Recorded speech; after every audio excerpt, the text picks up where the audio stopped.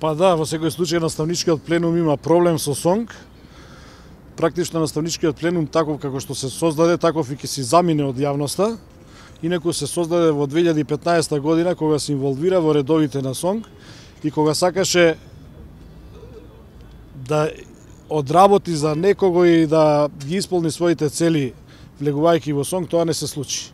Значи сонг е една организација каде што не одработува за никого и никогаш нема ни да одработува, меѓутоа незадоволни од раководството или од работата на сонг тие постојано критикуваат. Посебено деновиве од кога Конфедерација на слободни синдикати и сонг како грански синдикат земавме обврска да направиме тоа што денеска го правевме, да го кажеме јавно нашето незадоволство, тие излегува со некакви паушални кажувања, шпекулации, дезинформации, па морам да кажем и дека има тука и некои елементи кои што нашата правна служба и треба да оцени дали има мотиви за кривишни дела. Тоа се тешки обвинувања за раководството на сонг, за некакви земање пари, за пари од владеачката гарнитура во минатото, за поставување во управни надзорни одбори во јавни претпријатии и така натака, што апсолутно ги отфрлам како информација и затоа велам тука има и некакви мотиви за кривишно дело. Знаете што, доволно имам изгубена енергија околу работењето во сонг и во Конфедерацијата на слободни синдикати, што апсолутно немам ни повеќе, нити желба, нити намера да коментирам изјави на нелегитимна формална група од неколку, како што се нарекуваат наставници, кои што се борци за правата на наставниците. И повеќе јас навистина би ве замолил околу наставничкиот пленум, ако може да избегнувате прашања, немам намера повеќе да се занимавам со нешто што не е битно воопште.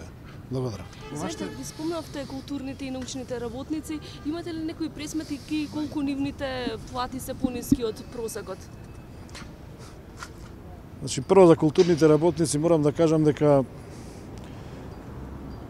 долго време се обидуваме да со колективен договор се средат платите во културните установи, затоа што сега имаме ситуација каде што за исто работно место во различни установи, па некаде и во исти установи се зема различна плата, што е крајно неприфатливо.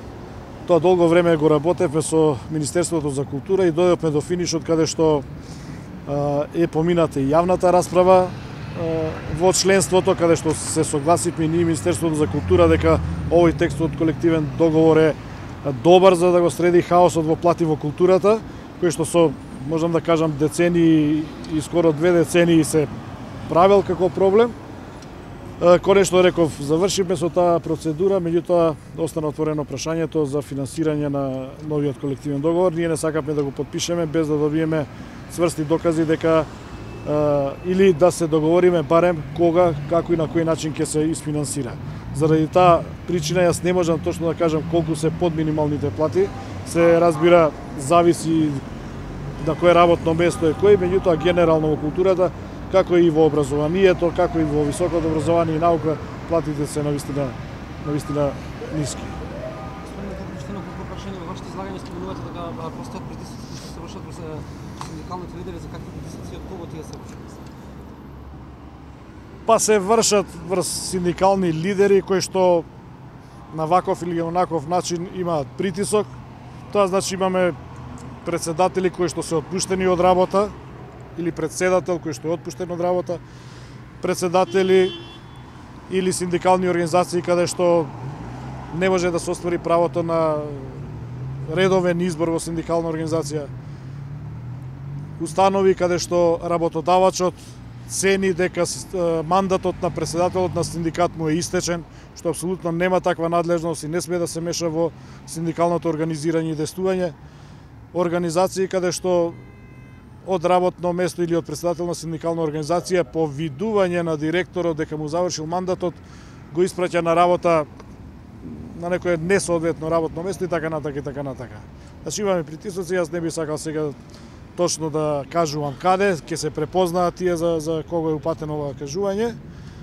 Вчера го отворивме тоа прашање со представниците на владата добивме уверување дека ќе помогнат во анализа на вакви наши кажувања и во сондирање на состојбите во однос на синдикалната сцена и работодавачите кои што ги обвинуваме за мобинг, за притисок, така да се надевам дека ќе имаат разбирање за тоа што ние практично им укажуваме на сите работодавачи, на сите физички или правни лица, доколку се обидат да го спречат синдикалното организирање и действување, дека ние конечно ќе почнеме со поднесување на кривични пријави. Кривичната пријава, односно судот или законодавецот има предвидено затворска казна од 3 месеци до 3 години. Значи, отворено кажуваме, јавно кажуваме дека конечно, доколку продолжат притисоци за ваква работа, за мобинг, за спречување на синдикално организирање и движење, дека ќе поднесуваме кривични пријави.